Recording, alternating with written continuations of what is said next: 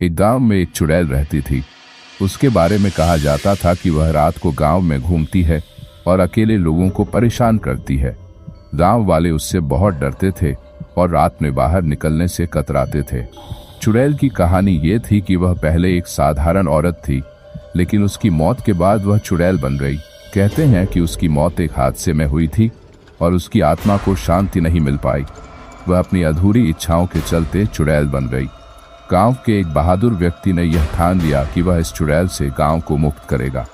उसने एक तांत्रिक की मदद ली और तांत्रिक ने अपने मंत्रों और यंत्रों से चुड़ैल को वश में किया और उसकी आत्मा को मुक्ति दिलाई।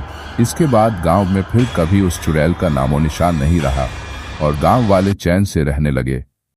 चुड़ैल के जाने के बाद कुछ समय तक गांव में शांति रही, लेकिन अचानक एक दिन गांव में अजीब घटनाएं फिर से शुरू हो गईं। लोग कहते थे कि रात को फिर से किसी स्त्री की चीखें सुनाई देने लगीं और कुछ लोग गायब भी होने लगे। इस बार गांव वाले और भी ज्यादा डर गए। उन्होंने सोचा कि कहीं वही चुड़ैल तो वापस नहीं आ रही। गांव के बुजुर्गों ने कहा कि शायद चुड़ैल की आत्मा को पूरी तरह से मुक्ति नहीं मिली, इसलिए वह वापस आई है। गांव के वही बहादुर व्यक्ति जिसने पहले चुड़ैल का सामना किया था, फिर से आगे आया। वह समझ गया कि इस बार मामला पहले से ज्यादा गंभीर है। उसने फिर से तांत्रिक से संपर्क किया, लेकिन तांत्रिक ने कहा कि इस बार उसे और भी शक्तिशाली अनुष्ठान करना पड़ेगा, क्योंकि चुड़ैल की शक्ति अब पहले से ज्यादा बढ़ गई थी। तांत्रिक ने पूरे गांव को एक स्थान पर इकट्ठा किया और वहां एक यज्ञ का आयोजन किया। इस दौरान उसने गांव वालों को बताया कि चुड़ैल की आत्मा को मुक्त करने के लिए उसे उसकी अधूरी इच्छाओं के बारे में जानना होगा। रात होते ही तांत्रिक ने चुड़ैल को बुलाया। चुड़ैल की आत्मा प्रकट हुई और उसने अपनी दुख भरी कहानी सुनाई।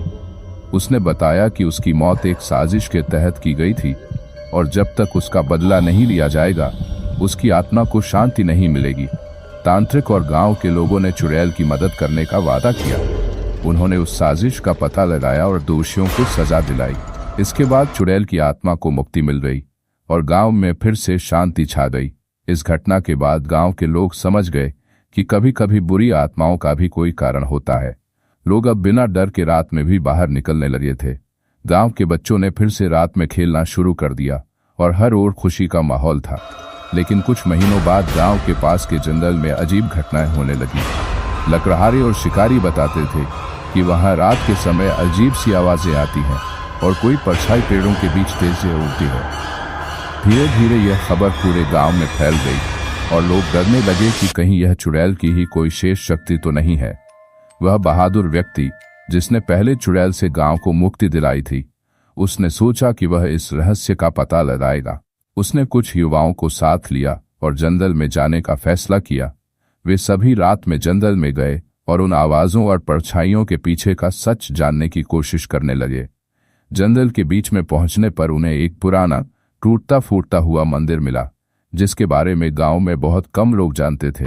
मंदिर के अंदर एक गहरे कुएं से भयानक आवाजें आ रही थीं। जब उन्होंने उस कुएं के पास जाकर देखा तो उन्हें एक पुरानी किताब और कुछ अजीब वस्तुएं मिलीं। आगे की कहानी जानने के लिए पार्ट 2 का इंतजार करें।